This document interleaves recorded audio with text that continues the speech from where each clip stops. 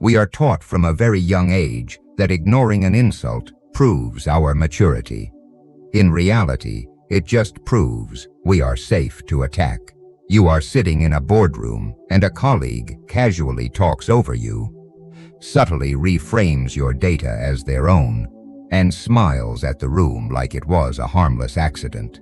You stay quiet, crossing your arms and telling yourself you are being the bigger person. But everyone at that table just watched you accept your own demotion. Disrespect that goes unanswered does not buy you peace. It finances your replacement. There is a comfortable lie that modern society and the multi-billion-dollar self-help industry desperately wants you to believe. They tell you to rise above the fray. They tell you to let it go, to preserve your energy, to avoid stooping to the level of your attacker. It is a deeply soothing philosophy. It is also a mathematically guaranteed way to remain at the bottom of any hierarchy you enter. The men and women who actually operate the levers of power in this world do not take the high road. They understand that human social dynamics are not a moral playground. They are a biological marketplace, and in that marketplace, your reputation is the only currency that keeps you alive.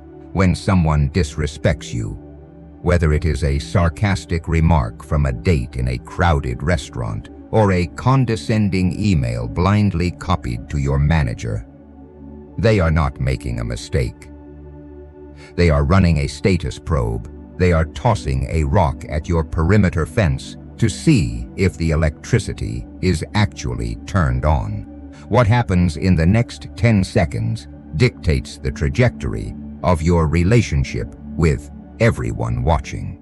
The mainstream narrative tells you that the observers in the room will admire your stoic restraint if you ignore the cut. The psychological reality, a brutal mechanism we can call status threat transmission, dictates the exact opposite. The onlookers are not evaluating your soul.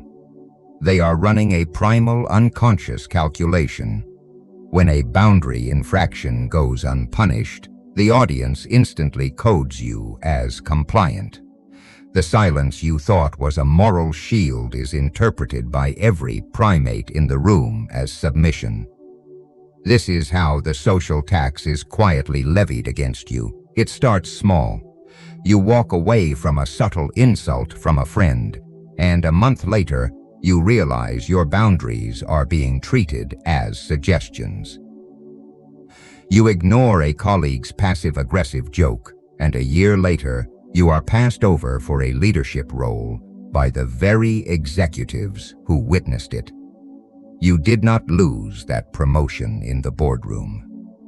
You lost it 12 months earlier when you allowed the fence to be tested and proved to the entire office that the power was off. Machiavelli understood this half a millennium ago when he warned that a man who wishes to make a profession of goodness in everything must necessarily come to ruin among so many who are not good.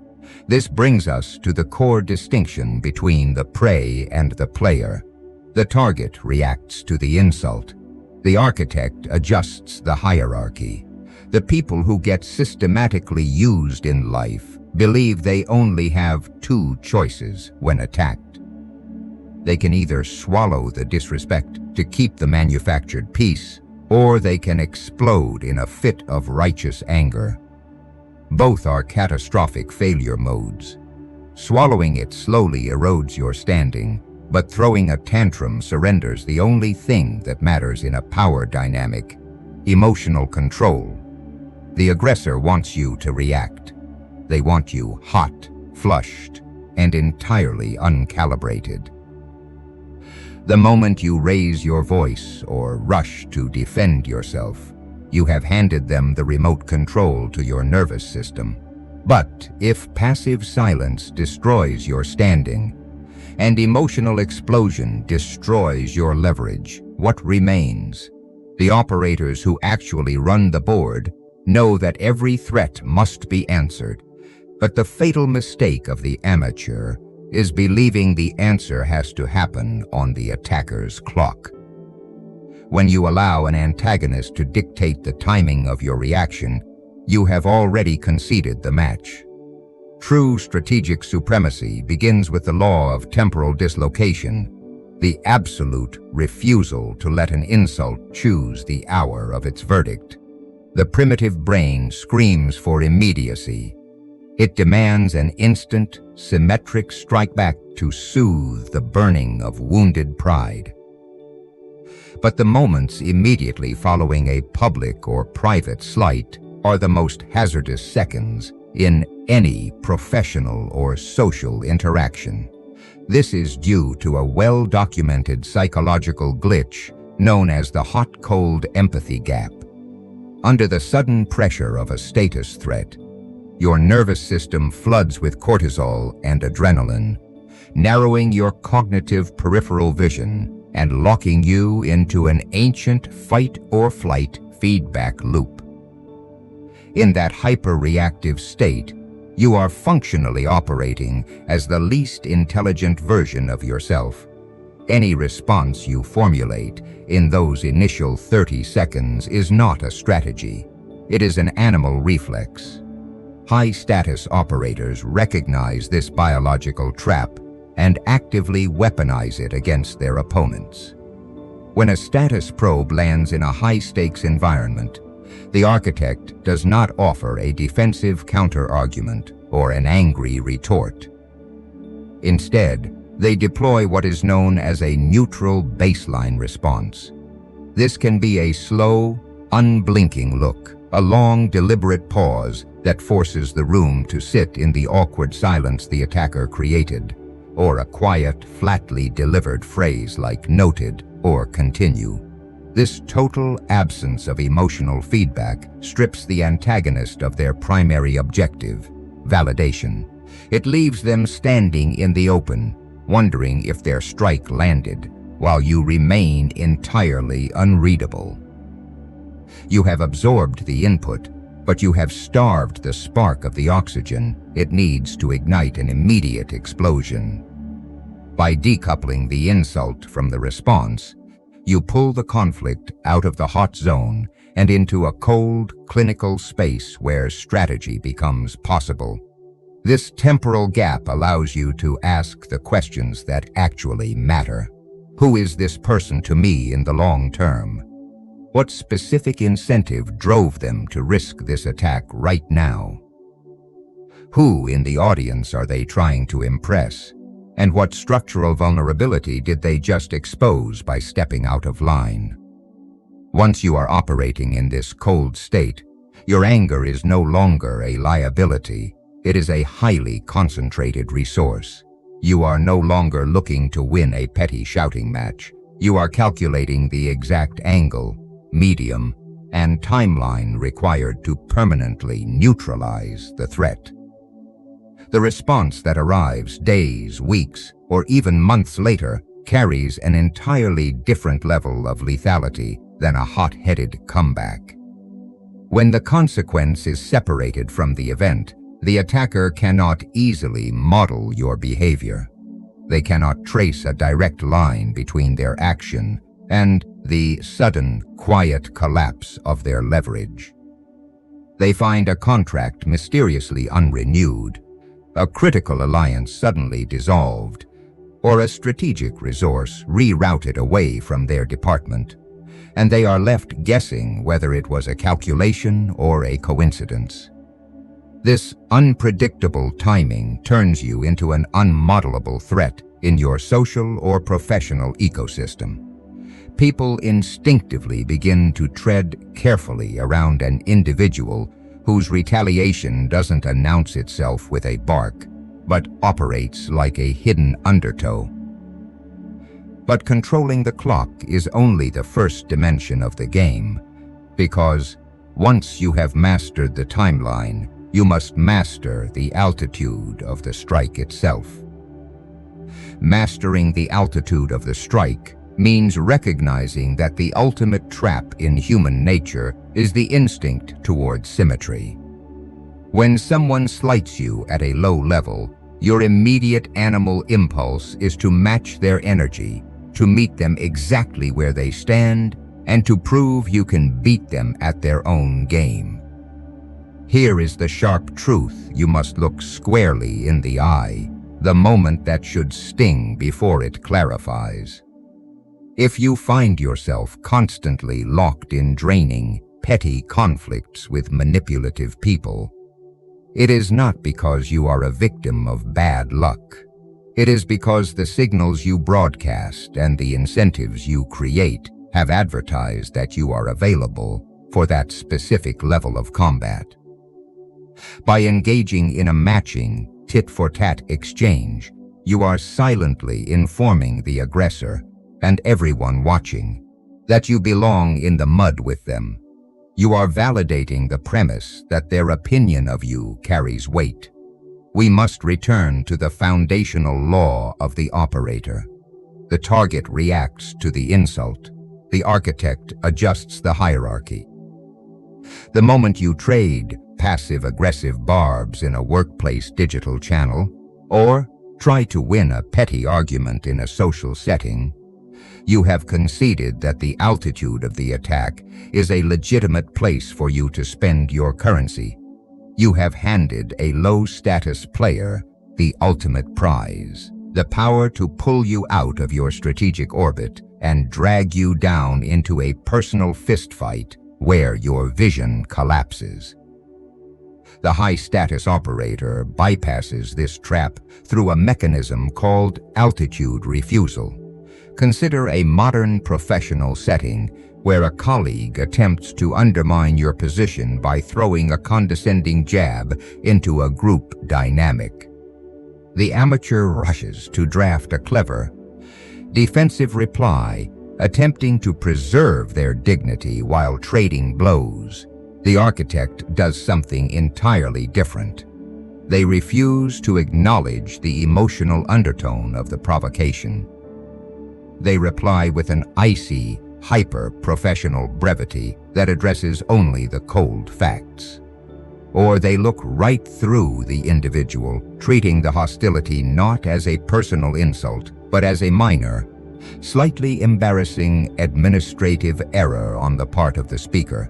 This sets the stage for the asymmetric counter-move. You do not attack the person. You adjust the reality of the ecosystem they operate in. While they are waiting for you to strike back at their level, you are quietly rerouting access to key decision-makers, shifting critical project dependencies, or tightening boundaries around information they desperately need to execute their own objectives. You remain flawlessly polite, detached, and entirely cooperative on the surface. But underneath, you have altered the leverage dynamics of the environment. The antagonist finds themselves choking on a lack of structural support, completely unable to trace their sudden isolation back to a specific emotional conflict. They are neutralized not by your anger, but by your architecture. This structural insulation transforms your reputation from a fragile target into an unassailable territory. But optimizing your internal posture and refusing to play at a low altitude is only half the battle. To truly lock in this strategic advantage, you must look past the individual standing directly in front of you and focus your attention on the invisible theater that surrounds every single interaction you have. Shifting your gaze to that invisible theater means realizing that disrespect is almost never a private transaction between two people.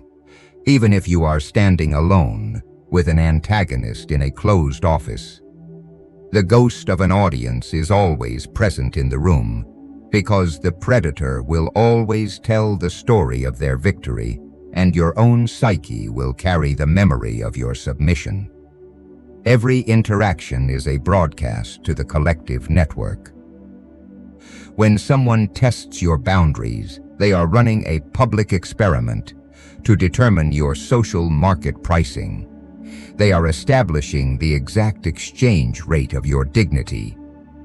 If the cost of insulting you is 0, your social currency instantly depreciates, and the market will immediately flood with other players eager to exploit that massive discount.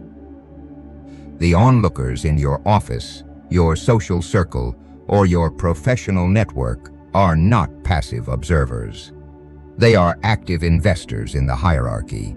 They watch how much the current aggressor gets away with to calculate exactly how much they can personally extract from you in the future.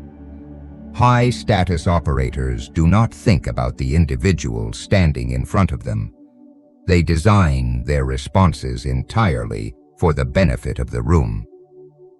When a strategic leader encounters an act of insubordination or subtle malice, their primary goal is not to repair the relationship with the antagonist, but to price that behavior completely out of the market for everyone else watching.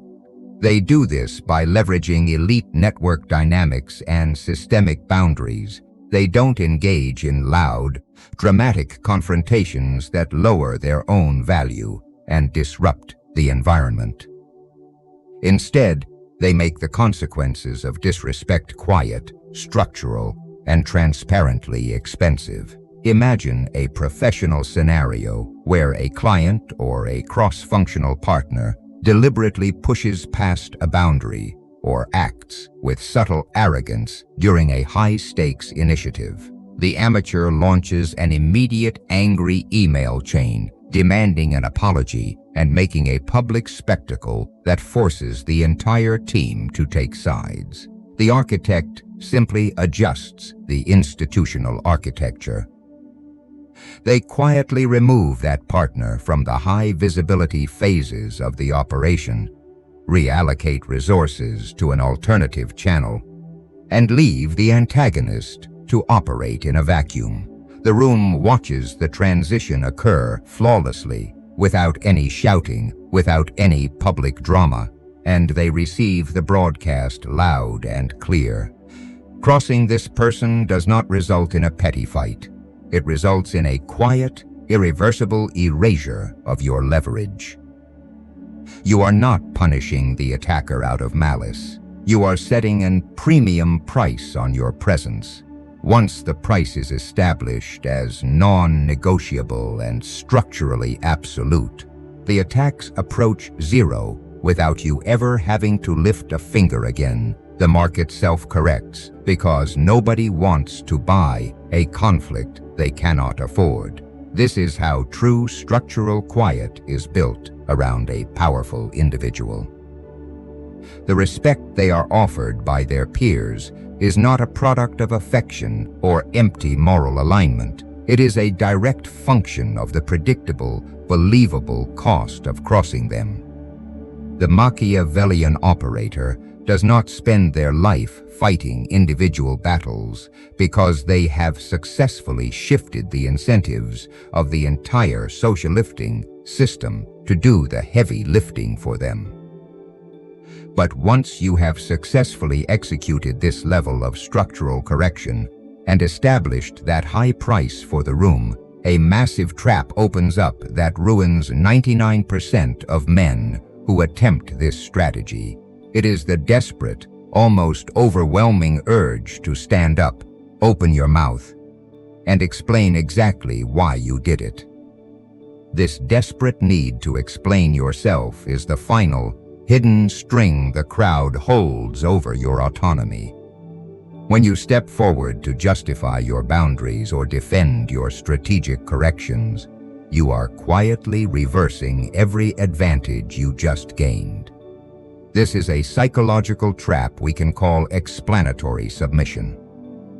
The moment you offer a multi-paragraph justification for a boundary you set, or try to convince an antagonist that your reaction was fair and proportionate, you are making a profound confession. You are announcing to the room that you are still in the market for their approval.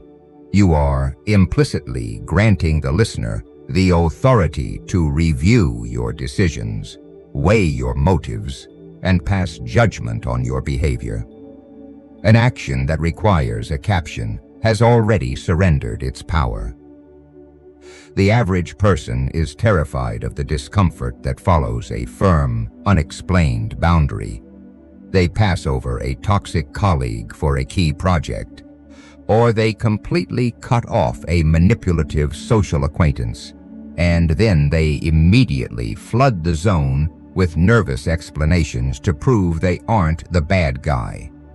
They want the record to show they were provoked, that they acted with moral integrity, and that their reasoning was completely sound. But the strategist knows that a king does not submit his ledger for public audit. True sovereignty means letting your actions stand entirely alone in a vacuum, forcing the rest of the world to adapt to the new reality you have manufactured, rather than allowing them to negotiate against it. Consider how this plays out in elite negotiation and high-stakes corporate environments. When a high-status operator removes a low-performing or subtly hostile asset from their orbit, they do not publish an emotional manifesto or hold a meeting to clear the air. If confronted directly by the individual with a demanding question about why a decision was made, the amateur takes the bait and lists all their grievances, giving the antagonist a chance to argue, gaslight, or minimize their past behavior. The architect answers with a flat, absolute finality. They look the person in the eye and say, "It was the necessary adjustment for the timeline," and then they stop talking. They do not fill the suffocating silence that follows. They do not soften the blow with a polite smile or a defensive addendum. They let the silence sit like a heavy weight in the room. This total elimination of justification shifts the psychological landscape entirely. When you refuse to explain yourself, the people around you are forced to internalize a devastating realization. Your behavior cannot be negotiated against. Your boundaries are not open for public comment, and your strategic choices do not require a consensus. This unshakable posture triggers an immediate recalibration in the minds of onlookers. Without raising your voice, you have shifted from a defensive player trying to protect their status into a sovereign authority who dictates the terms of the environment. The need to be understood is a luxury you cannot afford if you want to belong to the fraction of society that actually understands the game. By severing that final thread of emotional dependency, you transform your entire reputation into something far more potent than mere competence. You begin to construct a presence that is fundamentally unreadable, setting the stage for the final transformation of your strategic architecture. Embracing this unreadable presence alters your entire strategic reality, moving you from a person who constantly has to defend their territory into someone whose boundaries self-enforce. When you consistently deny the crowd your reactions, your explanations, and your predictability, you achieve the status of an unmodelable threat. In any social system, humans instinctively defer to what they cannot comfortably categorize or predict. Your peers will look at you and notice a quiet, heavy authority, completely misreading it as a product of good fortune or natural charisma. In truth, it is the compounded result of 100 invisible refusals. It is the architecture of a mind that has systematically declined every offered contract of petty conflict and chosen to rewrite the terms of engagement entirely. When you run every instance of modern disrespect through this clinical machine, the world around you undergoes a permanent structural shift. You no longer see an insult as a personal injury. You see it as a data point, revealing the exact leverage points of your environment. You look at the timeline, refusing the hot, reactive 30-second window and choosing the cold, delayed hour of optimal effect. You look at the altitude, ignoring the temptation of symmetric mudslinging to execute an asymmetric adjustment to the structural reality beneath your opponent's feet. You look at the audience, ignoring the individual actor to set a transparently high price on that behavior for everyone watching the theater. And finally, you wrap the entire operation in a sovereign silence, refusing to hand over the remote control of your autonomy through desperate, nervous explanations. This four-dimensional framework is not a set of temporary tactics you pick up and put down to survive a difficult week at the office. It is a slow, methodical reconstruction of your baseline identity. The high-status operators who left their mark on history were not born with this cold architecture already built into their consciousness. They constructed it piece by piece, interaction by interaction, boundary by boundary. Every time you choose to sit in an uncomfortable silence rather than justify your choices, the habit deepens. Every time you master the hot adrenaline of a status threat and choose a delayed, clinical counter-move, the sovereign identity solidifies. Eventually, the architecture ceases to be a strategy you employ and becomes the very fabric of who you are. The ultimate outcome of this transformation is something mainstream self-help is fundamentally unequipped to understand. You do not become a person who handles disrespect exceptionally well. You become a person whose very presence makes disrespect unthinkable. The people who used to probe your perimeter for vulnerabilities learn, through silent structural signals they cannot quite articulate, that the price of admission is far too high to pay. Your professional and personal landscape becomes a quieter, colder, and infinitely more secure territory. You stop playing the reactive game of polite society and begin operating the actual gears that dictate human status. The modern world is engineered to keep you reactive, noisy, and perpetually insecure because an anxious, predictable individual is highly profitable and easily managed. The clinical realities of power and human hierarchy make traditional advertisers uncomfortable, which is why the digital algorithm works around the clock to bury, soften, or sanitize material like this. If you are ready to stop paying the hidden social tax of compliance and want to access the uncensored, practical applications of these psychological frameworks, the inner circle is waiting. Click the link in the description and join us on Patreon for the deep breakdowns, private strategies, and full transcripts that cannot exist on this public feed. Most people will close this tab and return to the comfort of being priced at zero. But you were never most people.